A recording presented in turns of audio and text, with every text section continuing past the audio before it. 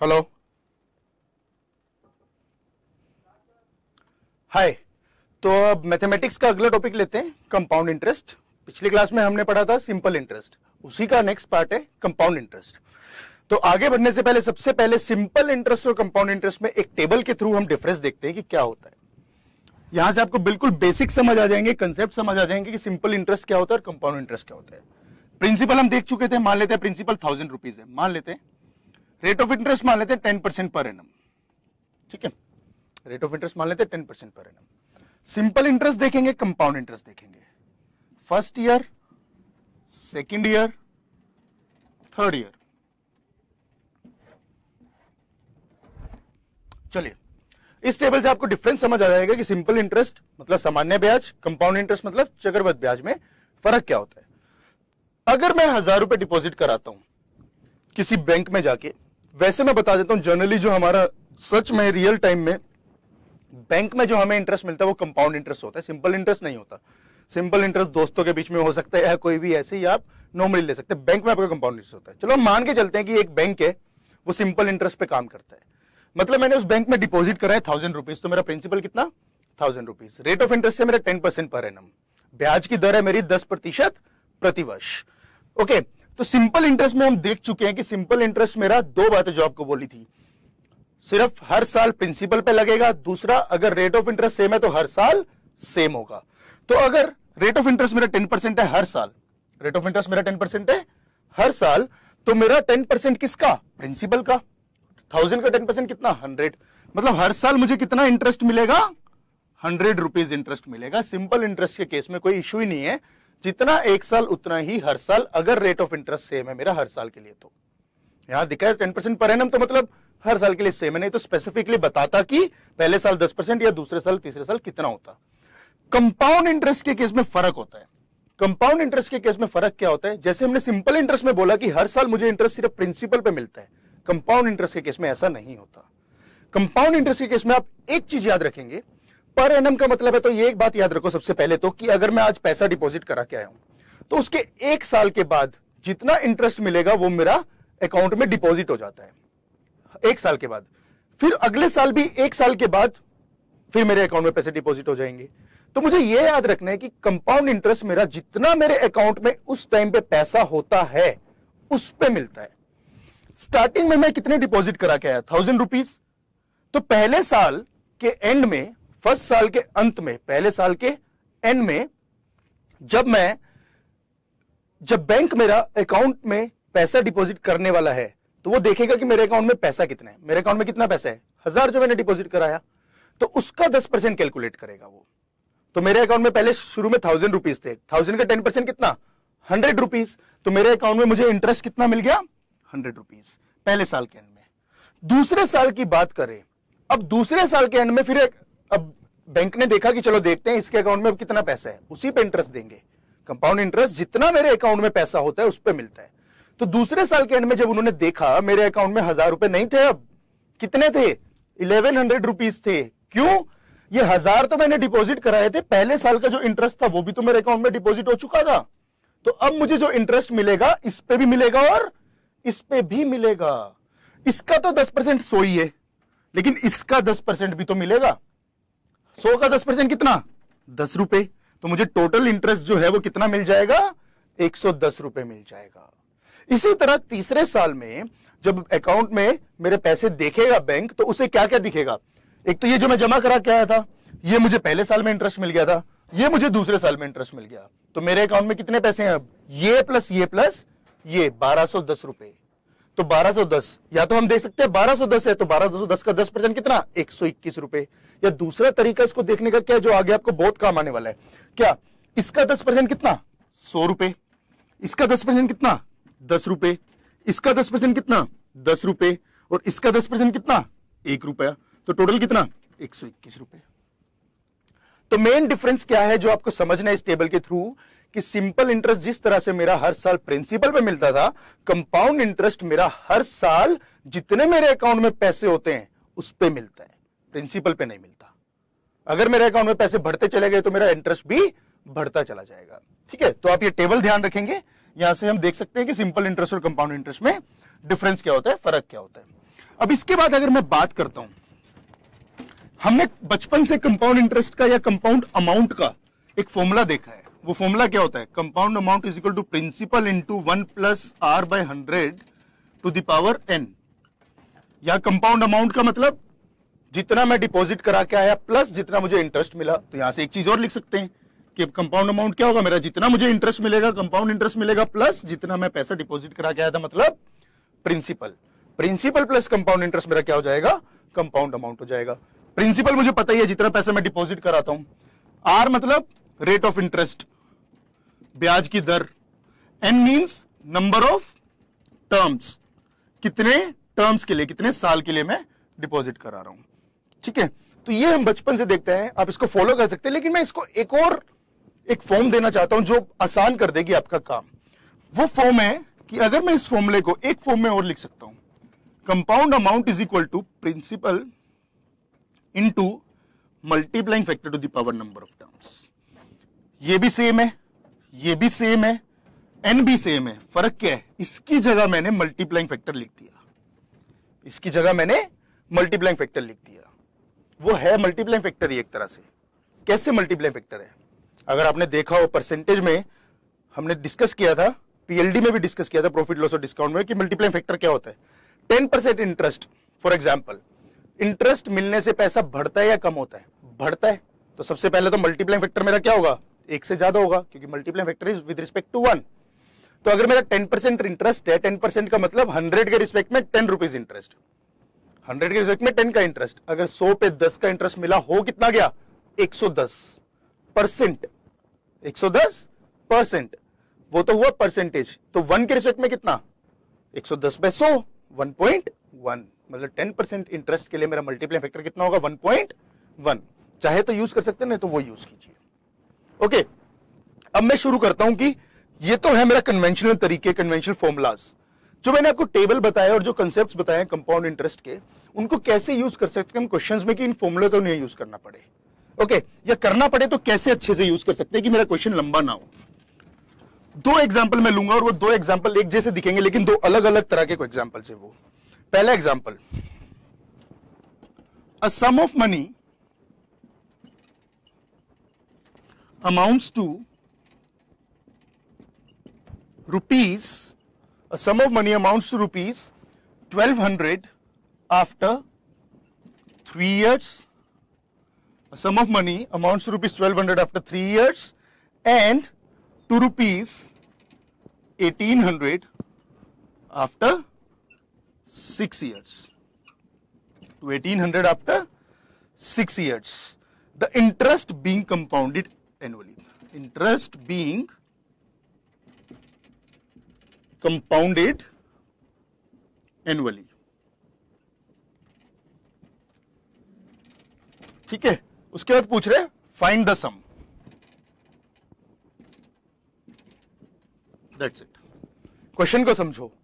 पहली बात तो ये दे दिया कि कंपाउंड इंटरेस्ट है और एनुअली लग रहा है, मतलब पर एनम, हर साल के बाद इंटरेस्ट कैलकुलेट होकर हमारे अकाउंट में डिपॉजिट होगा।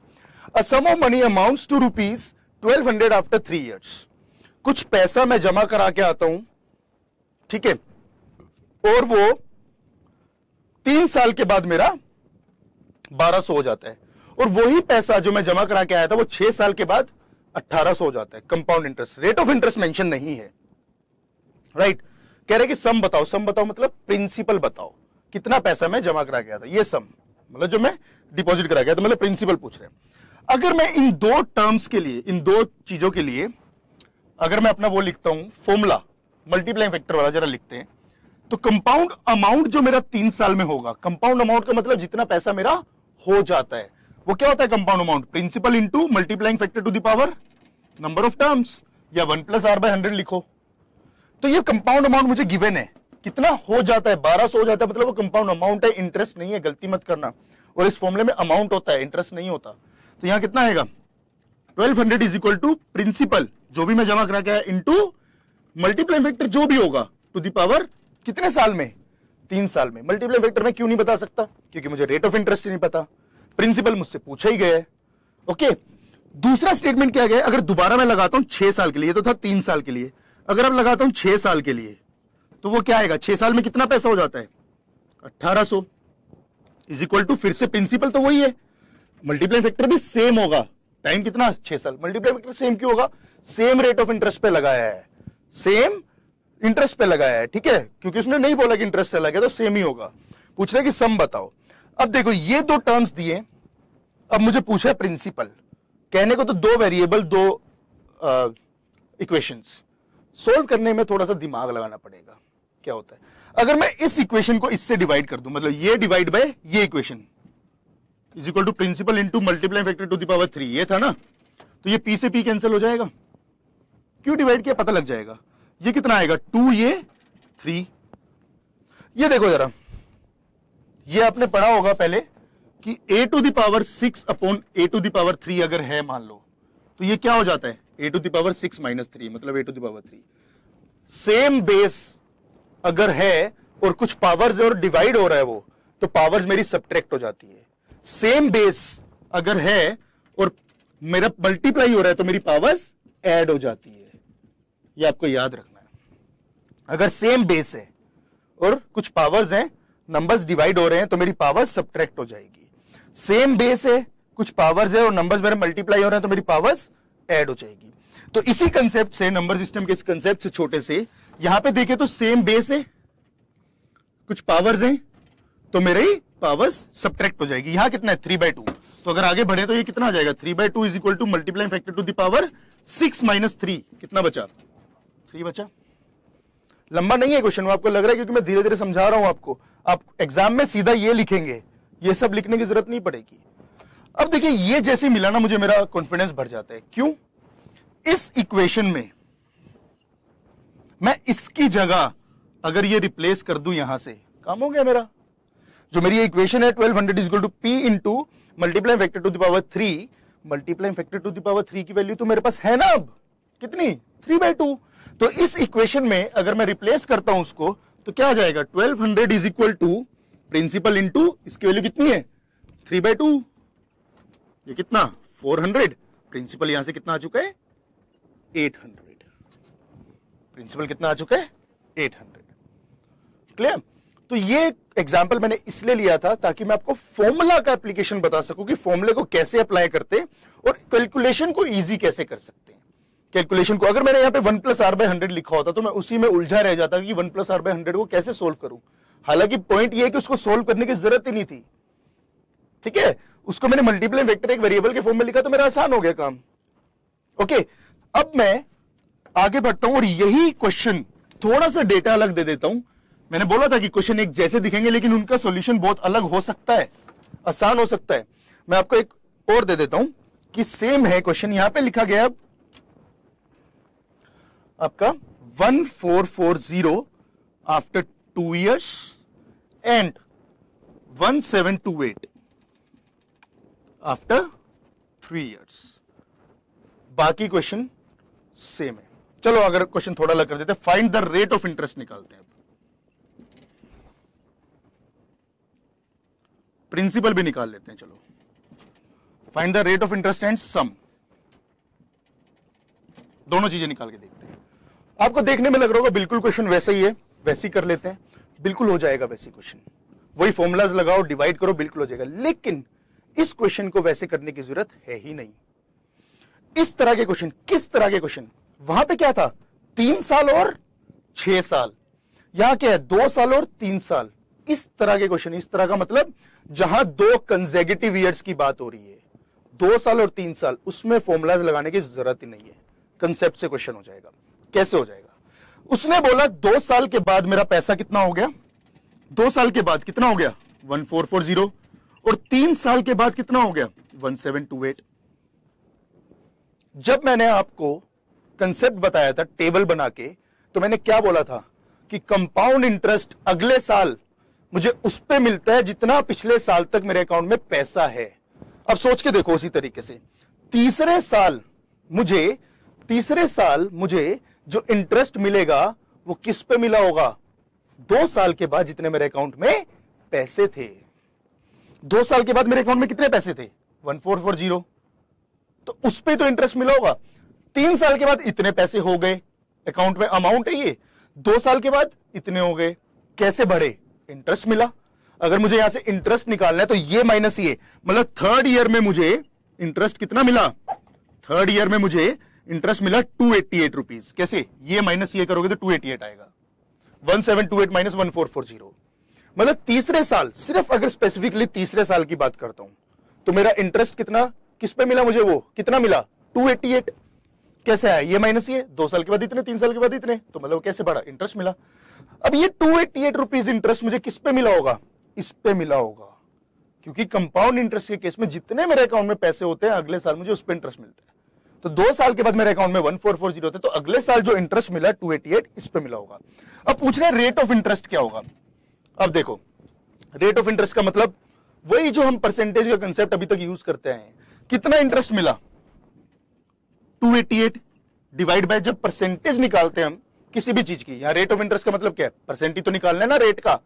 जब परसेंटेज निकालते हैं तो 2 चीजें करते हैं, एक तो मुझे बेस चाहिए होता है, वो बेस क्या होता है, जिसके रिस्पेक्ट में वो चीज हो, दूसरा मैं 100 से मल्टीप्लाई करता हूं, यही 2 काम करता हूं। चलो ठीक है, 100 से तो मल्टीप्लाई कर दिया, इंटरेस्ट कितना था, इंटरेस्ट किस पे लगता है 1440 पे लगा इस पे, तो नीचे क्या आ जाएगा 1440। अभी तो देखा कि इंटरेस्ट किस पे मिलता है मुझे अगले साल, जितने मेरे पिछले साल के एंड तक अकाउंट में पैसे थे। तो अगर इसको सोल्व करोगे कितना आ जाएगा 1, ये 5, ये कितना 20%। आंसर आ गया, रेट ऑफ इंटरेस्ट निकल गया आपका 20%। हो गया सिंपल, कोई फॉर्मूला लगाने की जरूरत नहीं, कोई सिंपल नहीं। तो जब भी 2 कंसेक्यूटिव ईयर्स की बात कर रहे हो तो हमें फॉर्मूला लगाने की जरूरत नहीं है, ये कंसेप्ट लगा सकते हो जो हमने कंसेप्ट सीखा था टेबल से, कि कंपाउंड इंटरेस्ट के केस में मेरा अगले साल इंटरेस्ट मुझे जो मिलता है वो पिछले साल तक जितने मेरे अकाउंट में पैसे हैं उस पर मिलता है। तो पिछले साल तक 1440 थे, तो इंटरेस्ट कितना मिला 288, ये माइनस ये, किस पे मिला, इस पे, तो ये अपॉन ये इंटू 100। आंसर आ गया। अब अगर दूसरी चीज निकालनी है, सम मतलब प्रिंसिपल कितना था। अब रेट ऑफ इंटरेस्ट पता लग चुका है, प्रिंसिपल तो निकल ही जाएगा फॉर्मूला लगा के। कैसे, कंपाउंड अमाउंट क्या होता है, principal into multiplying factor to the power number of terms, यही होता है। कंपाउंड अमाउंट 2 साल वाला उठा लेते हैं, कैलकुलेशन क्यों बड़ी करनी है। 2 साल के बाद कितना पैसा 1440, तो कंपाउंड इंटरेस्ट अमाउंट कितना मेरा, इतना।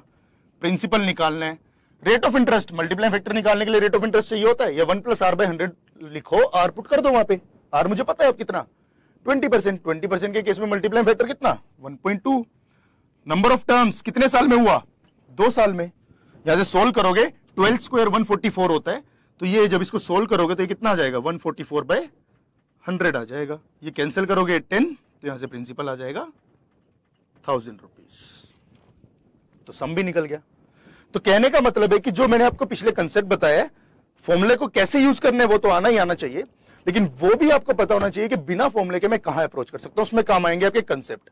तो आपको यह ध्यान रखना है कि जब 2 कंसेक्यूटिव ईयर्स की बात हो तो आपको फॉर्मूला लगाने की जरूरत नहीं है। Clear, okay. तो यह था आपका एक कंसेप्ट जो आपको याद रखना है कंपाउंड इंटरेस्ट के लिए। उसके बाद कंपाउंड इंटरेस्ट का नेक्स्ट मैं क्वेश्चन उठाता हूं। जैसे सिंपल इंटरेस्ट में हमने एक टाइप का क्वेश्चन किया था, उसी टाइप का कंपाउंड इंटरेस्ट में उठाता हूं, थोड़ा अच्छा हो जाता है यहां पे क्वेश्चन सिंपल इंटरेस्ट के कंपैरिजन में। अगर देखूं मैं, क्वेश्चन है आपका, if a sum on compound interest, if a sum on compound interest becomes 3 times in 4 years, in how many years will it become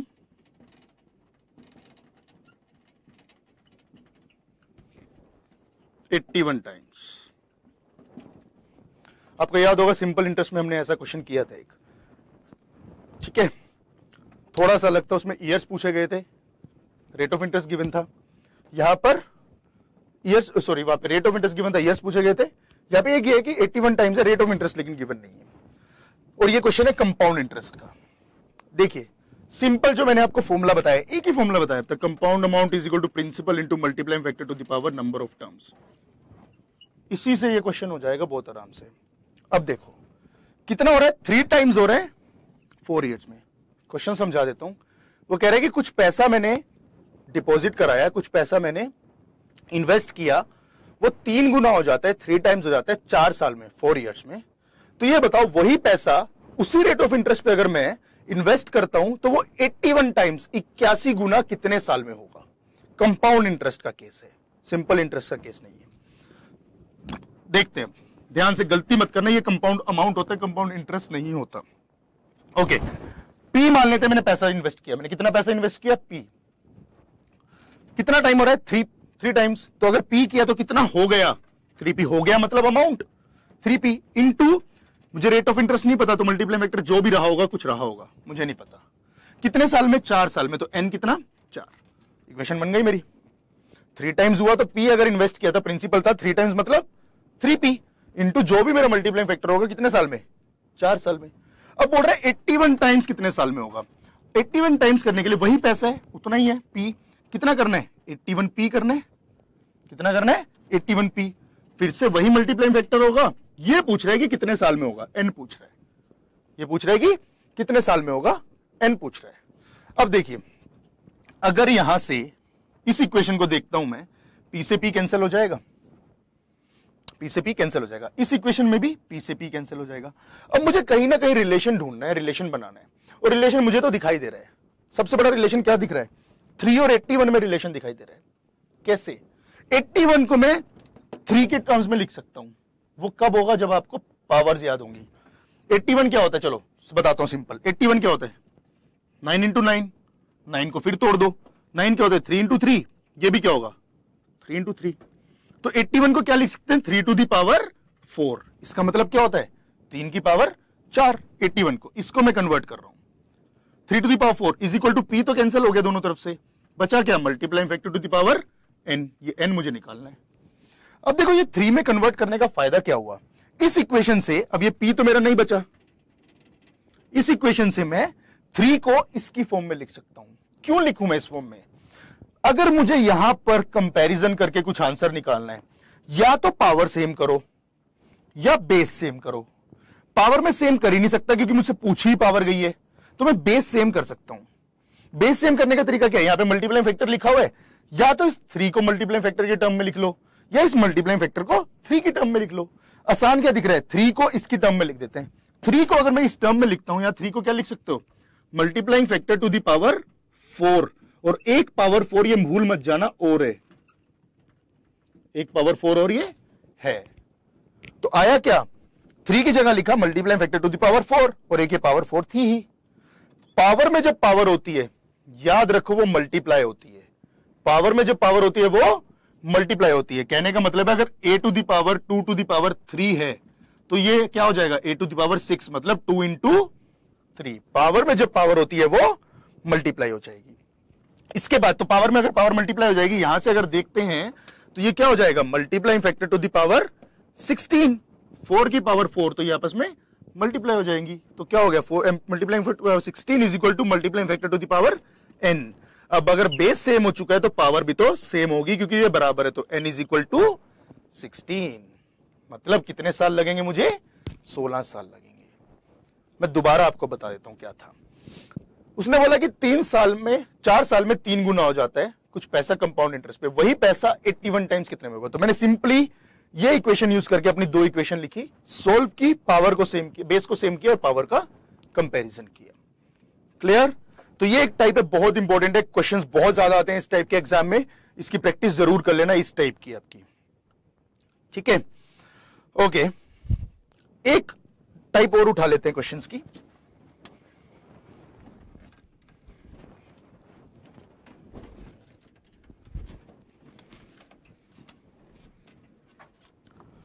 compound interest की अगर मैं अगली टाइप की बात करता हूं, आपका बहुत इंपॉर्टेंट टाइप है, वो होता है डिफरेंस। ये सिर्फ कंपाउंड इंटरेस्ट की नहीं, कंपाउंड इंटरेस्ट और सिंपल इंटरेस्ट दोनों की टाइप है। कंपाउंड इंटरेस्ट और सिंपल इंटरेस्ट दोनों की टाइप है।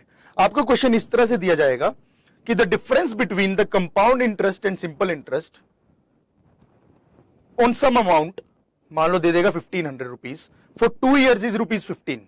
What was the rate of interest per annum? पहले समझा देता हूं मैं आपको होता क्या है बेसिकली। ये देखिए, क्वेश्चन आएगा difference between simple interest and compound interest for 2 years। ये है पहला। दूसरा आएगा difference between simple interest and compound interest for 3 years। इससे आगे 4 years 5 years वाला क्वेश्चन आना मुश्किल है, ठीक है। तो मैं आपको इसके डेरिवेशन कैसे आती है, कहां से आता है, मैं उसके अंदर डीप नहीं जाऊंगा, वो काफी टाइम लेगा। मैं आपको सिंपल फॉर्मूला बताता हूं इसका क्या होता है। आता कैसे है वो फॉर्मूला, वो बहुत आसान है, निकालना मुश्किल नहीं है। अब चाहे तो घर पे निकाल के देख सकते हैं कैसे। कंपाउंड अमाउंट क्या होता है मेरा, P इंटू जो बेसिक फॉर्मूला होता है 1 + R/100 to the power n। अगर ये कंपाउंड अमाउंट है तो इंटरेस्ट क्या आएगा, बस P माइनस कर दो इसमें से।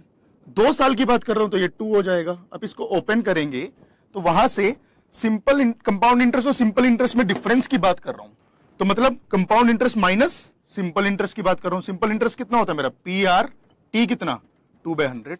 तो इसको ओपन करके स्क्वायर को आप इसको माइनस करेंगे तो वहां से सिर्फ एक ही टर्म बचती है, PR²/100²। आपको बस ये याद रखना है कि जो अगर पूछता है वो मैं एग्जांपल आपको बताऊंगा इसका, difference between simple interest and compound interest for 2 years 2 साल के लिए, तो वो सिंपल फॉर्मूला होता है उसका PR²/100²। अगर 3 साल के लिए पूछता है, इसी तरह से अगर मैं उसका क्यूब रखता हूं और यहाँ पे 3 रखता हूं और इसको क्यूब को ओपन करके अलजेब्रा के फॉर्मूला से सोल्व करता हूं और माइनस करता हूं, तो यहां से बचता है आपका PR³/100³ प्लस 3PR²/100²। घबराना मत कि बहुत लंबा फॉर्मूला बता देता हूं, याद कैसे करना है वो आसानी से याद हो जाएगा, ठीक है। तो आपको 2 फॉर्मूले रखने, और ये है क्या, यूज कैसे होता है, वो अभी एक एग्जांपल लेके देख लेंगे हम लोग।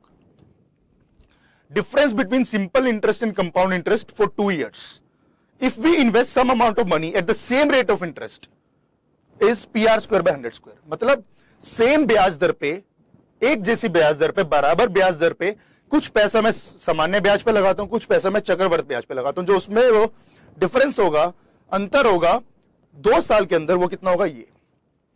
If I invest some amount of money at the same rate of interest in simple interest and compound interest, then the difference between the simple interest and compound interest earned in 2 years will be PR²/100²। और 3 साल में कितना होगा, PR³/100³ plus 3PR²/100²।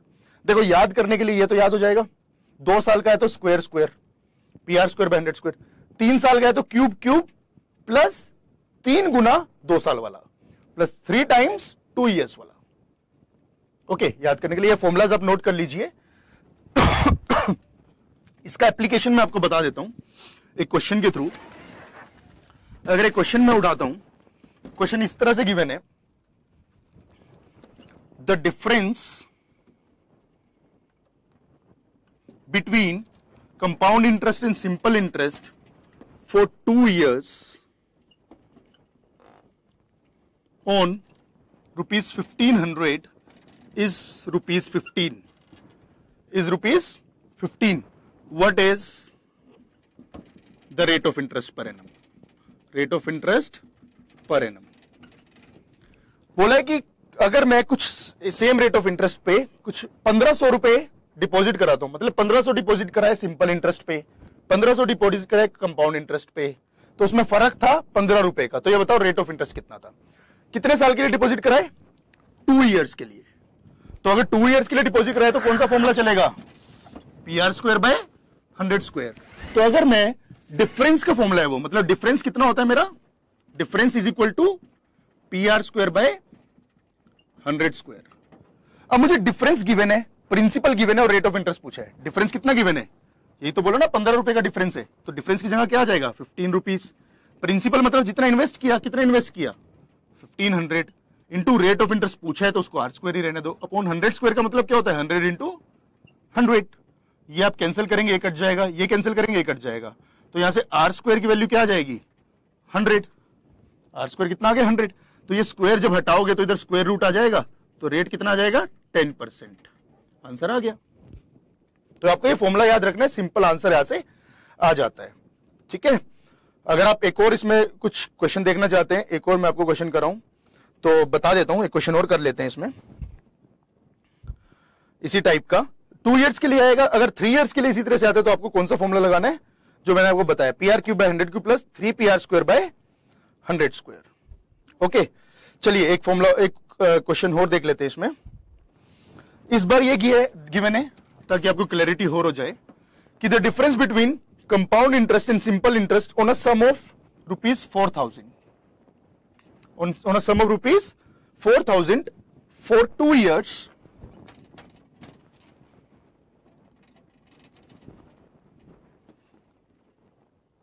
At for 2 years at 5% per annum will be. इस बार क्या पूछा है? Difference पूछ लिया, आपको बाकी चीजें दी है। तो फिर से पहले तो ये देखेंगे आप कितने साल के लिए, फिर से 2 साल के लिए 2 इयर्स। तो 2 इयर्स वाला डिफरेंस का फॉर्मूला क्या होता है? PR square by 100 square. ठीक है, PR स्क्वायर बाय 100 स्क्वायर। तो डिफरेंस कितना है नहीं पता, यही तो निकालना है। डिफरेंस ही तो पूछा है इस बार। प्रिंसिपल कितना? 4,000 rupees into rate square. Rate कितना गिवन है इस बार? 5% गिवन है। स्क्वायर है तो मतलब 2 बार हो जाएगा, 5 इंटू 5 अपॉन 100 इंटू 100। ये 2 जीरोस कैंसिल, ये 1 जीरो यहां से कैंसिल, तो आपका ये 5 1, ये 2, ये 1, ये 2, तो answer will be 10 rupees. Clear? तो सिंपल आप फॉर्मूला लगा के कर सकते हैं। अगर आप 3 इयर्स वाला देखना चाहते हैं तो 3 इयर्स वाला अगर इसी क्वेश्चन में मैं ये बोल देता कि यहां 2 की जगह 3 होता, तो आपको करना क्या है? बस अब डिफरेंस का फॉर्मूला लगाना है। 3 ईयर वाला क्या है वो? PR cube by 100 cube plus 3 PR square by 100 square. इसमें पुट कर दो जो भी है, थोड़ा लंबा होगा। प्रिंसिपल कितना? 4,000। रेट ऑफ इंटरेस्ट कितना? 5 into 5 into 5 upon 100 into 100 into 100। Cube है इस बार दोनों तरफ, प्लस 3 इंटू, अब दिमाग लगाओ, ये दोबारा कैलकुलेट करने की जरूरत नहीं, अभी पीछे कैलकुलेट करके आए हैं। कितना? 10 रुपीज था। सोल्व करोगे तो आंसर आ जाएगा। क्लियर? तो ये इंपॉर्टेंट है, डिफरेंस के क्वेश्चंस काफी पूछे जाते हैं कंपाउंड इंटरेस्ट में। तो you have to remember the 2 formulas of difference, one is for 2 years and one is for 3 years. 2 साल वाला अगर फॉर्मूले की बात करते हैं तो difference between simple interest and compound interest for 2 years at the same rate of interest is PR square by 100 square, और 3 इयर्स के लिए ये होगा। क्लियर? तो कंपाउंड इंटरेस्ट के बहुत टाइप के क्वेश्चंस बनते हैं। मैंने आपको फॉर्मुलाज बताए, कंसेप्ट्स बताए कि सोचना कैसे है, वो टेबल ध्यान में रखिए और अपने जितने क्वेश्चन हो सकते हैं उतने प्रैक्टिस कीजिए। कंपाउंड इंटरेस्ट प्रैक्टिस बहुत मांगता है।